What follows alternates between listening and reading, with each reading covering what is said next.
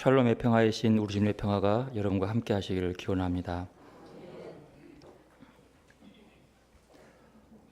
다음에 여러가한 사건들을 여러분 들으면서 이 사건들의 공통점들이 무엇인가 여러분 스스로 한번 판단해 보시기 바랍니다. 세월호 침몰 사건, 말레이시아 민간 항공기 폭파, 팔레스타인 가자 지구의 이스라엘군의 폭격과 지상군 투입, 아직도 끝나지 않는 시리아 내전과 폭도, 우크라이나 지역의 내전, 리비아 민병대 간의 내전, 나이지리아 이슬람 반군의 무차별적인 학살, 이 사건들은 지금도 계속 이어지고 있는 우리들의 뉴스 속에서 슬픈 이야기들입니다. 공통점이 무엇일까요? 여러 가지 있겠죠. 그 가장 중요한 첫 번째 공통점은 무고한 생명들이 영문도 모른 채 죽어갔다는 것입니다. 그리고 아직도 죽어가고 있다는 거예요. 무엇보다도 수많은 어린아이들과 힘없는 여자들이 죽었습니다. 또한 공통점이 무엇입니까? 사랑하는 사람을 잃은 슬픔과 아픔을 마음 깊은 상처로 간직하며 힘겹게 살아가야 하는 가족과 이웃들이 남아 있습니다. 잔인함, 또 공포, 이런 상상할 수 없는 일들이 발생한 원인이 무엇일까요? 여러분들은 그 원인을 뭐라고 보십니까? 저는 인간이 가진 욕망과 이기심, 또한 자기 민족의 우월감과 배부름, 편협하고 이기적인 마음과 그리고 그들의 악랄한 욕심이 그 속에 자라야 할 평화의 씨앗이 열매를 맺지 못하고 악의 씨앗이 자라 열매를 맺는 결과라고 저는 봅니다. 지난 몇 달간 참으로 슬픈 한 주간이었습니다. 지난 한 주간은 더 그랬습니다. 세월호 침몰 이후 100일이 다 지나가는데도 여전히 이 나라의 정치권은 당리당략에 얽매여 생명 존중과 국민의 안전에 대한 본질은 온데간데 없고, 재발 방지를 위한 세월호 특별법을 마련하는데도 오직 자기 당과 자기 편의 안전과 이익을 앞세우고, 심지어 사고 원인을 밝히려는 국정조사에서조차 불성실과 둘러대기, 임기응변, 아주 사소한 일을 침소붕대하면서 본질을 흐리는 국회의원들과 정부 기관들, 몇몇 언론들을 보면서 탄식의 한숨과 더불어서 나라의 장래를 이런 사람들에게 맡긴 우리 국민들의 선택이 창피하고 부끄러웠습니다. 그런데 그 마음이 답답하고 불타는데 우울하고 슬픈 국제 소식이 우리들을 더 많이 아프게 하였습니다. 두렵고 떨림으로 그런 뉴스를 돌아보며 한숨과 주여라고 하는 탄식밖에 할 수 없었습니다. 분리장벽에 둘러싸여 철저히 격리되고 긴장된 삶을 살아야 하는 팔레스타인 사람들, 그들에게는 갇힌 삶이 그들만의 자유였습니다. 특별히 가자 지구는 외부와 더 깊은 단절된 지역입니다. 어느 지역으로도 나가서 외부와 연결할 수 없는 삶을, 봉쇄된 삶을 살고 있습니다. 오죽하면 땅굴을 깊이 파서 이집트로 연결해서 그 사람들의 생필품의 80%가 그 땅굴로 밀수입된 것을 먹고 살아야 하는 그런 불쌍한 처지에 180만 명의 가자지구 사람들. 어느 날부터 갑자기 영문도 모른 채 포탄이 떨어지기 시작합니다. 두려움과 떨림에 이리 피하고 저리 피하고, 그러다 가까운 친구가, 가족이, 이웃이 포탄에 맞아 죽어갑니다. 두려움에 떨고 있는데 사랑하는 사람이 다리가 부러집니다. 특별히 어린 나이와 여자 할 것 없이 10여일간 200여 명이 그 알 수 없는 폭탄에 맞아 죽어갔습니다. 그들이 얼마나 두려웠을까요? 그런데 이제는 노골적으로 지상군이 투입되어 버립니다. 지상군이 투입되면 그 잔인한 인격적 모독과 어쩔 수 없이 죽어야만 하는 그들의 사람들이 부지기수로 늘어날 것입니다. 자칫 대량 학살로 이어지는 것은 아닌지 두렵습니다.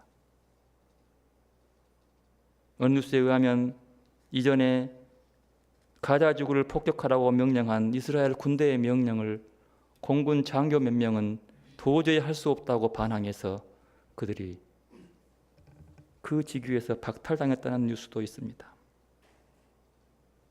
히틀러의 유대인 학살로 600만 명의 죽음을 겪은 이스라엘이 온 세계가 동정하며 그들의 아픔을 함께 나누었고 지금도 나누고 있는데 어찌 그들이 학살자로 변할 수 있단 말입니까? 도저히 상상할 수 없는 모습. 특별히 정의와 평화가 넘치는 공존 공생을 지향하는 하나님 나라를 소망하는 하늘나라의 말씀을 듣고 믿는 자들이 이런 이기적인 민족으로 바뀐 것이 무엇 때문일까요? 왜 이렇게 잔혹할까요? 말레이시아 항공기 피격도 우크라이나 내전이라고 하지만 실은 땅 따먹기였습니다. 그 내면 깊은 곳에는 강대국들의 이권이 개입되어 있지요. 위에 소개된 아프리카 나라들도 역시 자기들의 종교적 신념이 또한 권력에 대한 과한 욕심이 집권자들의 불의와 폭력에 이렇게 지옥을 방불케 하는 나라로 만들어가고 사람들을 아프게 합니다. 그러면 여러분, 이런 상황 속에서 이런 뉴스가 우리의 마음을 슬프게 하고 아프게 한 이 시대에 거기뿐만 아니라 우리에게도 가장 필요한 것이 무엇일까요? 뭘 외쳐야 할까요? 저는 정의와 평화라고 봅니다. 여러분, 기독교에서의 정의는 관계의 개념입니다. 관계의 개념. 바른 관계를 정의하는 것이죠. 그리고 성경은 말합니다. 정의의 열매가 평화입니다. 평화의 길은 다양하지만 가장 기초가 되는 평화의 씨앗은 정의죠. 여러분, 이 나라가 정의롭습니까? 그렇다면 이 나라는 평화로운 나라입니다. 만약에 이 나라가 아직도 정의롭지 못하다면 이 나라는 평화로운 나라가 아니라 평화를 추구해야 하는 나라입니다. 그리스도는 우리의 진정한 평화이십니다. 이 평화는 강한 힘으로 짓눌러서 잠잠케 해서 얻는 평화가 아닙니다. 분리장벽을 높이 쌓아 철저하게 분리시켜서 얻는 평화도 아닙니다. 내 주장과 고집이 관철되어서 얻는 평화도 아닙니다. 또한 한 사람의 온 고집을 그저 덮어주고 눈가림하고 아웅하는 식의 평화도 아닙니다. 참 평화는 모두가 차별받지 않고 한 사람이 우월해지거나 소외당하지도 않고 그저 서로 존중하고 서로 이해하며 정의로운 곳에서 얻을 수 있는 평화를 참 평화라고 합니다. 그러면 이런 평화를 어떻게 얻을 수 있을까요? 테러를 대비해서 강력한 핵무기를 장착해서 얻을 수 있을까요? 강력한 독재 리더십으로 얻을 수 있을까요? 불평등과 불의의 죄악들은 그대로 있는데 싸우다 보니까 서로 불리하니까 손해보니까 휴전하는 식으로 얻는 평화가 평화일까요? 기독교가 말하는 평화는 정치적인 힘으로 될 수 있는 것이 아닙니다. 이 평화는 한 사람 한 사람에게 주어지는 참된 평화의 씨앗이 자라나 열매를 맺을 때 얻을 수 있는 평화입니다. 공동체 전체에 두어진 두리뭉실한 열매 평화가 아니라 각각 개인들의 삶과 영향 속에서 그 개인들의 평화로운 사람들이 모여서 공동체의 평화를 이루어가는 것을 뜻합니다. 여러분 보십시오. 아브라함이 근거가 되는 종교가 유대교, 이슬람교, 기독교입니다. 이 세 나라가 이 세 종교가 추구하는 가장 중요한 이슈가 평화입니다. 유대인뿐만 아니라 기독교인들도 유대인들 대표적이지만 가장 먼저 인사할 때는 샬롬이라 하죠. 평화를 빕니다. 근데 더 재미있는 것은 이슬람 사람들도 인사할 때 샬라마라고 얘기합니다. 그것도 평화라는 이야기입니다. 제가 이스라엘에 길을 순례하면서 유대인을 만나면 샬롬 하고 인사하고 가다가 팔레스틴 사람을 만나면 샬라마라고 인사를 합니다. 만약에 이 순서가 바뀌면 큰일 납니다. 똑같은 평화인데 이 말을 바꿔서 말하면 절대로 평화라고 인정하지 않습니다. 가짜라고 합니다. 이 종교가 늘 강조하는 것 평화입니다. 우리도 그리스도의 평화를 강조하죠. 근데 왜 이 평화를 추구하는 이 종교들이, 특별히 이 종교들이 그 신의 이름으로 잔인하게 싸우고 핍박할까요? 유대인하고 이슬람과 그 철전지 원수가 왜 그럴까요? 샬롬 샬라마 하면서. 기독교는 어찌합니까? 기독교는 늘 머릿속에 싸워서 승리한다, 싸워서 승리한다, 싸워서 승리를 외칩니다. 싸워서 다른 종교를 굴복시켜서 얻는 평화는 성경이 말하는 평화가 아닙니다. 다른 종교를 폐망하고 무시해서 얻는 평화는 평화가 아닙니다. 구원도 아니지요. 예수님은 그렇게 천군을 부를 수 있는 힘이 있었지만 힘으로 눌러서 윽박질러서 평화를 추구하지 않으셨습니다. 오히려 주님은 십자가에서 죽으심으로 그 평화를 이루기 위해서 자기가 십자가에 죽고 피 흘림으로 그 열매로 샬롬을 우리에게 보여주었습니다. 그런데 이 평화를 가르치고 평화를 추구하는 종교인들이 왜 싸우는 것일까요? 그들의 신의 요구들입니까? 아닙니다. 그 인간의 욕망이 그 자리에 투여된 것이라고 저는 봅니다. 그 속에 날마다 하나님께로부터 오는 평화를 묵상하지 않고 자기 좋을 대로 자기가 무엇인가를 더 얻어야 하는 평화를 추구하기 때문에 그렇습니다. 내가 이익 보지 않으면 평화도 없는 것. 성경이 말한 평화가 아니지요. 종교가 문제가 아니라 그 신을 믿고 따르는 신자들의 문제입니다. 즉 이런 종교적인 갈등의 신자들은 그들이 믿는 종교에서 말하는 진정한 평화가 무엇인지를 제대로 배우지도 못했고 실천도 못할 뿐만 아니라 그 결과 그 속에서 그들이 말하는 진정한 평화의 말씀인 씨가 자라지 않았기 때문에 그런 것입니다. 오늘 본문은 겨자씨의 비유와 가라지의 비유의 해석입니다. 설명입니다. 이 두 비유는 극단이죠. 여러분 겨자씨, 가라지 뭐가 좋아요? 둘 중에 겨자씨가 좋죠. 근데 씨를 보고 뭐가 좋습니까? 우리가 그렇게 상징이 되어 왔습니다. 이 둘은 서로 상반된 것처럼 보이지만 강조하는 부분은 딱 하나입니다. 뭐가 강조입니까? 둘 다 씨기 때문에 둘 다 밭에 땅에 뿌려지면 싹이 난다는 거예요.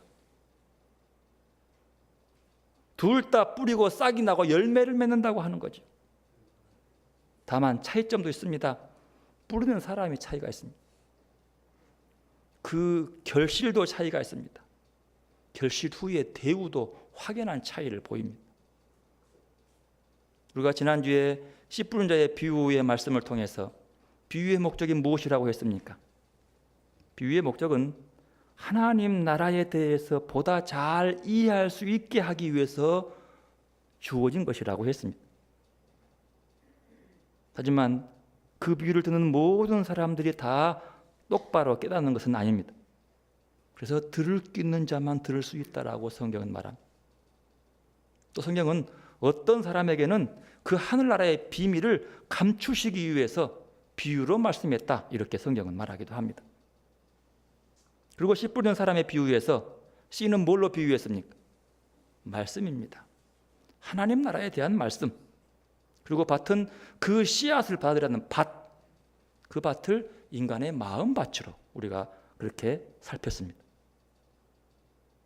그러면서 이 씨가 떨어진 그 마음밭의 상태, 그 밭의 상태에 따라서 그 성장의 길이와 성장의 그 시간이 달라지고, 또 그 중에서 좋은 밭에 뿌려져야지만이 자라서 열매 맺고 100배, 60배, 30배 결실을 맺는다고 하였습니다. 그 씨는, 좋은 밭의 씨는 절대 가만히 있지 않고 점진적으로 확장되고 역동적으로 자라서 열매를 맺는 것이죠.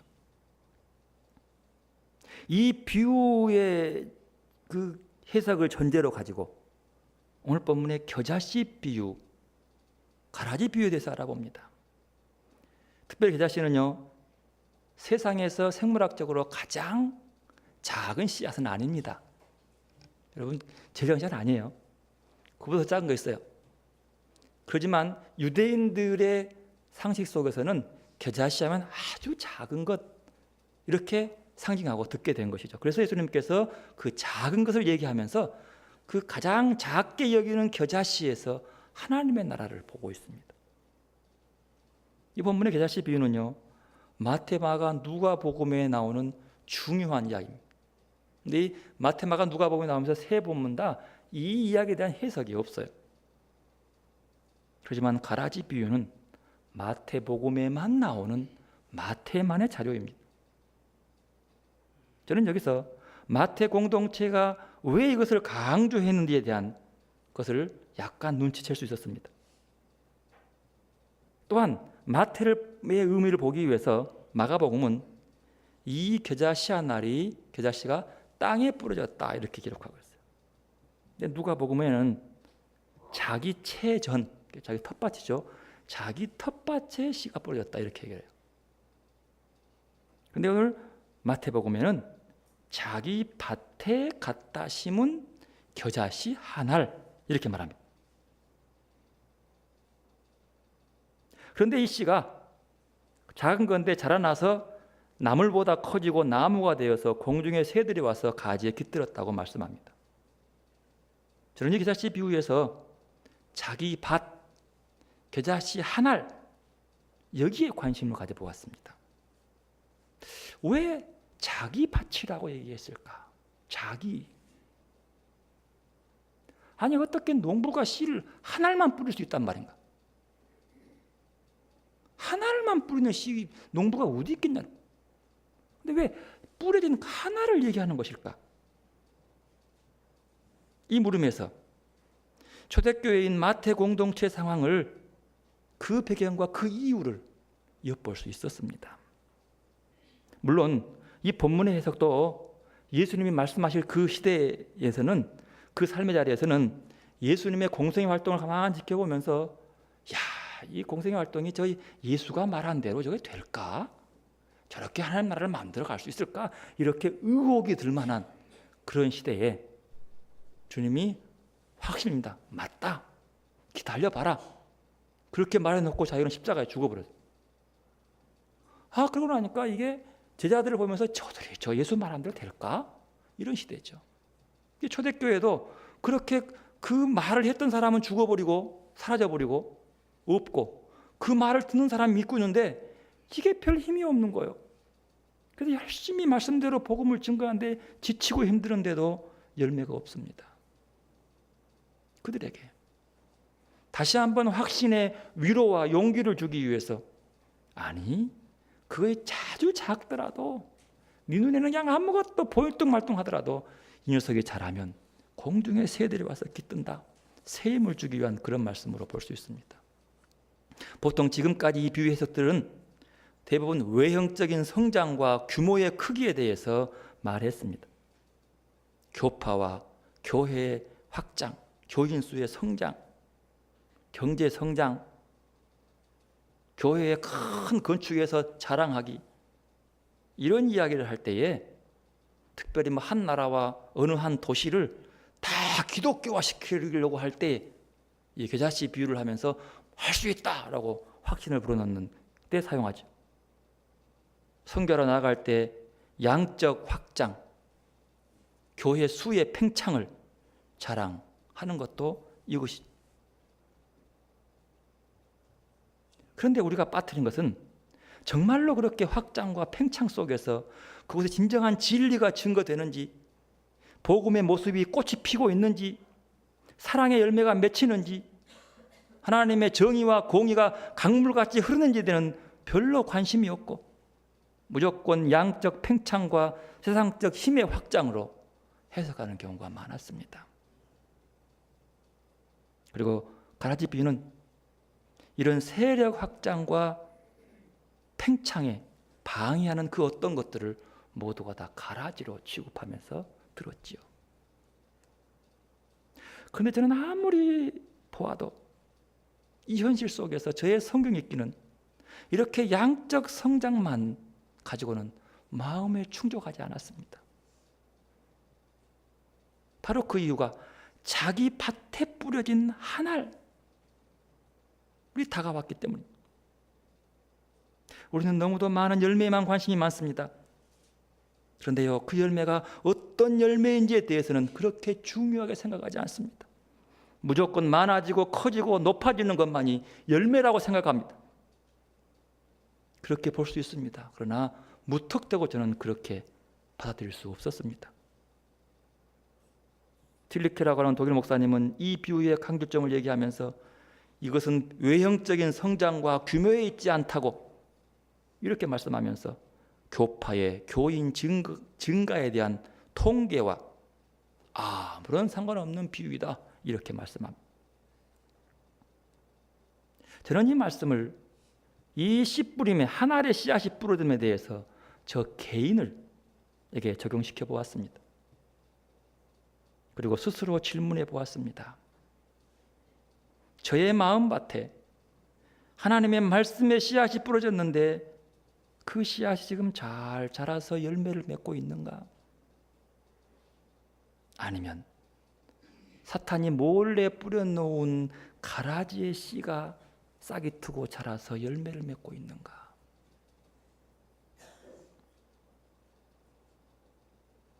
그렇습니다. 사람들의 마음에는 말씀이 뿌려져서 그 말씀이 자라서 열매를 맺습니다.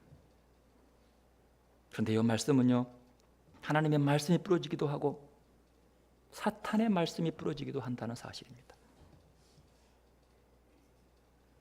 저와 여러분의 마음밭은 어떤 씨가 잘 자라는 밭입니까? 아니, 어떤 씨앗의 열매가 지금 한 개라도 열매를 맺고 있습니까?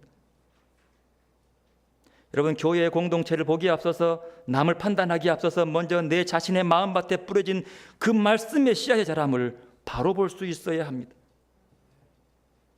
예수님 시대의 바리새인들은요, 서기관들은요, 하나님의 말씀을 너무 깊이 알고 많이 알고 형식적으로 율법을 잘 지키는 사람들이었습니다. 그리고 그렇게 살려고 애를 썼습니다. 그런데 그들의 마음밭에 자라는 것은 하나님이 뿌려준 씨가 아니라 사탄이 뿌리는 씨와 열매를 맺고 있다는 사실을 여러분 충분히 복음서를 통해서 볼 수 있지 않습니까? 그러면 한 알의 씨인데 하나님께서 지금 우리에게, 여러분 각자에게 딱 하나의 말씀의 씨앗을 뿌린다면 그 하나의 말씀의 씨앗이 무엇일까요? 주로 하나님이 뿌리는 씨앗은요, 그 열매를 보면 알 수 있습니다. 사랑의 씨, 평화의 씨, 오래 참음의 씨, 기쁨의 씨, 자비의 씨, 온유의 씨, 양선의 씨, 절제의 씨, 이런 씨앗들을 우리에게 뿌립니다. 그리고 그 열매들을 우리에게 요구하고 있습니다. 근데 이걸 다 할 수 없죠. 한 개만. 이 모든 것들을 다 잘할 수 없습니다. 하나의 씨, 마태는 말합니다. 이거 다 하는 게 아니다. 한 개. 네 삶에 대해서 꼭 필요한 한 개의 그 열매. 너는 무엇입니까? 혼란스럽고 공포스럽게 분열하고 갈등하는 이 세상의 정세 속에서 우리 크리스천들이 키워야 하는 씨가 무엇일까요? 저는 정의와 평화라고 봅니다. 평화가 필요합니다. 평화의 씨가 잘 자라서 열매를 맺어야 합니다. 우울한 뉴스들은 모두 사탄의 뿌린 악의 열매, 즉 가라지의 씨가 자라서 열매를 맺고 있다고 저는 그렇게 봅니다. 정치적 제스처를 쓰더라도 그들이 하는 것은 다 하나님이 뿌린 열매라기보다도 사탄의 뿌린 열매가 될 확률이 높습니다. 하나님이 뿌린 씨는 바로 샬롬, 평화입니다. 샬롬의 기초가 정의이지요. 그러면 평화를 보기에 앞서 정의를 볼 수 있어야 합니다. 정의가 강물처럼 흐르는 곳이 평화로울 수 있습니다. 여러분, 샬롬의 평화를 원하십니까? 저는 기도할 때 빼지 않는 기도가 있습니다. 여러분이 기도할 때 하나님, 사랑하는 교우들 속에 주님이 원하시는 샬롬의 평화가 있기를 소원합니다. 그 평화를 누리고 열매 맺게 하옵소서라고 기도합니다. 예수님도 부활하셔서 여인들이나 제자들을 만날 때 하신 말씀입니다. 샬롬, 평안하느뇨. 그들의 인사였습니다. 늘 샬롬의 평화가 우리의 삶 속에 있어야 함을 말하고 있습니다. 샬롬의 의미를 어떻게 나눠볼 수 있을까? 찾아보았는데 5가지 의미로 요약해 보았습니다. 첫 번째로 샬롬의 의미는 평화의 의미입니다. 이 평화의 의미는 외부적인 측면에서 말하는 평화, 즉 외적인 모습이죠. 가정의 평화, 자기가 살아가고 있는 그 삶의 공동체 속에서 평화, 그 나라와 사회 이런 외적인 틀 속에서 안에 세웠던 평화의 의미를, 평화롭게 하는 의미를 샬롬으로 봅니다. 맞습니다. 두 번째 의미는 해석이 좀 그렇지만 평강의 의미입니다. 평강은 개인적인 의미의 모습이에요. 내적인 평화, 마음의 평화를 의미합니다. 외부적인 조건이 흉악스럽고 공포스럽고 힘들더라도 네 내적은 가만히 하나님 관계 속에서 평화를 누리는 그 평화, 그게 샬롬이에요. 요한복음 14장에 보면 평강을 너희에게 주노니 곧 나의 평강을 너희에게 주노라. 내가 너희에게 주는 것은 세상에 주는 것과 같지 아니하리라. 너희는 마음에 근심도 말고 두려워하지 말라. 주님께서 우리에게 주는 것이 뭘까요? 그것이 바로 내적 평화라는 거예요. 세 번째 샬롬의 평화는 정의입니다. 이게 샬롬의 기초죠. 내가 살아있는 이 삶의 자리, 이곳이 바로 정의가 충만한 곳이 되어야 한다는 사실이죠. 오직 정의를 물같이 공의를 마르지 않는 강같이 흐르게 할지어다라는 아모스의 말씀처럼 말입니다. 오늘날처럼 불의한 세상에 사는 사람들이 이 말을 간절히 원할 것입니다. 오죽하면 교회에서만큼이라도 정의가 바로 서야 되지 않겠느냐. 정의 없이는 평화가 없는 거죠. 이 나라가 평화롭습니까, 여러분? 정의를 쫓보다는 평화롭지 못하는 거예요. 어쩌면 빗대는 말입니다만 우리나라의 장관 되려면 최소한 불법을 한두 개 이상은 가져야 되는 거예요. 죄 짓지 않은 사람은 장관 못 되더라고. 참 신기하더라. 이러면 정의롭지 못하는 거죠. 그러면 평화로움 못한 것입니다. 네 번째 샬롬의 의미는 질서입니다. 가정과 사회의 질서가 무너지는 시대죠. 질서를 세운다는 것은 어떤 군림하고 권위적인 질서, 엇박하는 질서, 그런 질서가 아니라 서로가 서로를 존중하면서 더불어 살아가기 위한 질서, 서로 세워주기 위한, 참 평안을 위한, 조화롭기 위한 질서, 그런 뜻이죠. 여러분, 창세기는요, 카오스에서 코스모스가 창조해요. 즉 혼돈에서 질서를, 코스모스 질서롭게 만든 거예요. 필요한 자리에 딱딱딱 구분해 놓은 자리가 천지 창조죠. 하나님은 질서의 하나님입니다. 있어야 할 자리에 있게 하는 거예요. 그래야 샬롬이 되는 거예요. 달이 지구와 붙이면 되겠어요? 그 혼돈이 되는 거죠. 질서죠. 마지막 5번째로 샬롬은 조화입니다. 서로 대립되거나 상충되는 것이 아니라 서로의 부족함과 결핍을 채워줌으로써 전체적인 측면에서 온전함을 이루어가는 것을 말합니다. 이렇게 샬롬은 하나님 나라의 운동을 지향합니다. 샬롬이 하나님의 나라를 지향할 때에 모든 이해관계와 가치관의 편파성을 극복할 수 있고 좌우의 이념 대립을 넘어 화해와 일치의 사명을 감당할 수 있습니다. 또 하나의 오늘 비유에서 보면은요, 한 알의 씨앗, 즉 한 알 평화의 씨가 자라서 나무가 되어 누가 온 거요? 공중의 새들이 와서 쉬었다고 하는 거예요. 안식을 얻었다고 하는 거예요. 여러분, 랍비 문헌이나 묵시 문학에서 등장하는 새들, 즉 공중의 새들과 상징하는 것은 주로 이방인들을 얘기해요. 여기서 이방인들은 나그네 신세예요. 즉 말하면 돈 많아서 해외여행 가는 이방인들이 아니라 없어서 우리나라 오는 3세 사람처럼 먹고 살기 위해서 그리 갈 수밖에 없는 그런 나그네 같은 불쌍한 이방인들의 모습을 얘기하죠. 그러니까 힘들고 어려운 약자들을 의미하는 거죠. 그러니까 이것이 겨우겨우 자라서 그런 나그네 같은 이방인 인생들이 와서 쉴 수 있었다라고 하는 그런 의미의 평화를 의미하고요.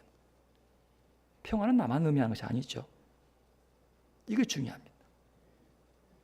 저는 이 열매 앞에서 참으로 숙연해졌습니다. 과연 하나님의 말씀의 평화의 씨가 내 안에 자라서 이방인들, 나그네들이 내 그늘에 와 쉴 수 있는가? 아니, 마음에 상처받고 외로워하고 의지할 데 없는 사람이 조용히 내 앞에서 의지하며 기뻐할 수 있는가?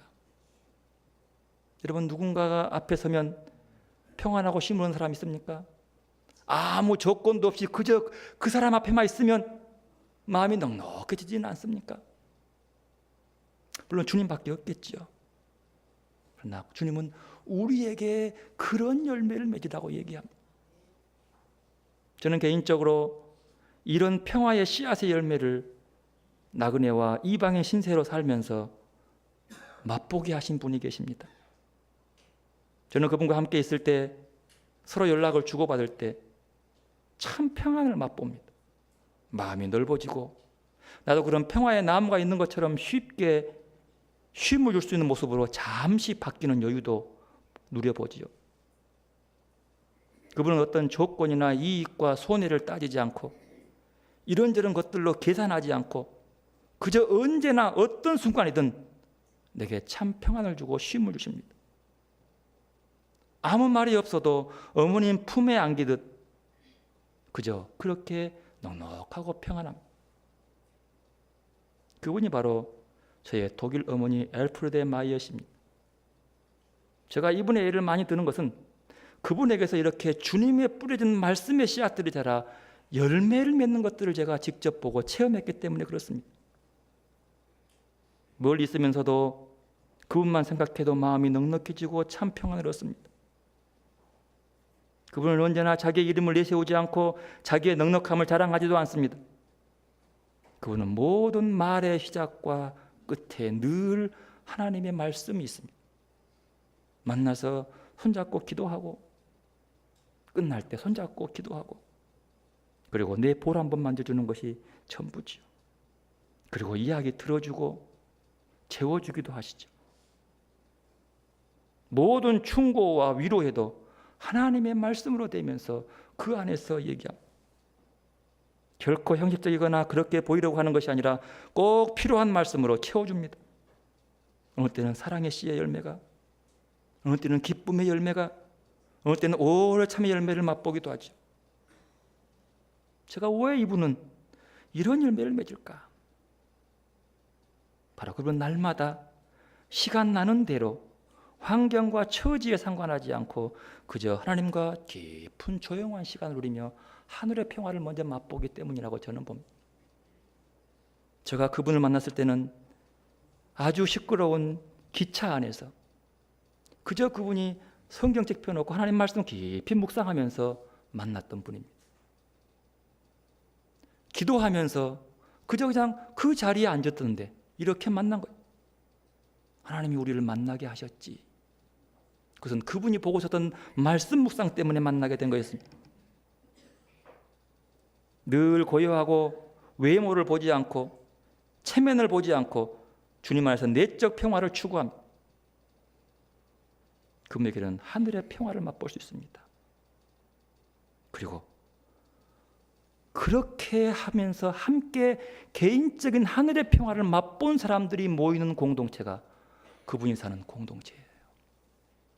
이 평화의 공동체는 1년에 한 번씩 8,000명 이상의 청소년들을 2박 3일 성령 집회를 이끌어가는 그런 모습을 보여주는 거예요. 왜? 그들이 갖고 있는 평화가 확산되게 하는 거죠.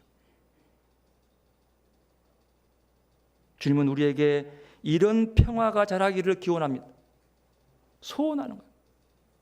외형적인 형태적인 틀의 모습이 아니라 내 개인에게 뿌려진 평화의 말씀의 씨앗이 자라서 내가 누군가에게 평화를 나누고 그도 또 나누고 이 평화를 추구하는 사람들의 공동체가 모여서 교회가 되고 이 교회들이 모여서 이 세상을 평화롭게 만들어가는 거예요. 주님이 하시는 것이 아니라 주님이 우리에게 이것을 심어놓고 열매를 기다리고 계시다는 사실. 이 세상을 바라보면서 우리는 그러므로 깨어 있어야 합니다. 깨어서 다시 한번 내 속에 자라는 정의와 평화의 씨앗이 내가 먼저 맺는 거예요. 그리고 자라고 맺어서 이것이 이 사회와 국가와 세계를 위하는 선교의 기초가 되어야 한다. 여러분, 평화로운 세상이어야 복음이 속속 증거됩니다. 평화로워야 복음이 잘 증거되는 거예요. 그리고 우리는 평화의 도구가 될 수 있습니다. 공중의 새가 거처할 수 있는 인격으로 우리가 자라나면 드디어 우리는 평화의 도구가 될 수 있지요. 아시시의 성자 성 프란치스코는 그래서 그렇게 평화의 도구로서의 삶을 이렇게 고백합니다. 주여 나를 평화의 도구로 써주소서. 미움이 있는 곳에 사랑을, 상처가 있는 곳에 용서를, 분열이 있는 곳에 일치를, 의혹이 있는 곳에 믿음을 심게 하소서. 오류가 있는 곳에 진리를, 절망이 있는 곳에 희망을, 어둠이 있는 곳에 광명을, 슬픔이 있는 곳에 기쁨을 심게 하소서. 위로받기보다는 위로하고 이해받기보다는 이해하며 사랑받기보다는 사랑하며 주님을 온전히 믿음으로 영생을 얻기 때문이니 주여 나를 평화의 도구로 써주소서. 여러분의 열매가 될 수 있기를 바랍니다. 기도하겠습니다. 주님, 세상은 평화 원하지만 전쟁의 소문도 늘어가고 우리도 평화를 원하지만 참 평화를 모르는 우리에게 평안의 말씀을 주시오니 참으로 감사합니다. 하나님, 이 땅의 평화를 위해서 우리가 먼저 우리에게 뿌려주신 주님의 샬롬의 평화의 씨가 잘 자라서 열매 맺게 하여 주옵소서. 이 땅의 온 그리스도인들이 다 평화의 씨의 열매를 맺어서 그 씨앗의 공동체들이 세상을 평화의 세상으로 바꾸어갈 수 있도록 축복하여 주옵소서. 예수님의 이름으로 기도드리옵나이다. 아멘.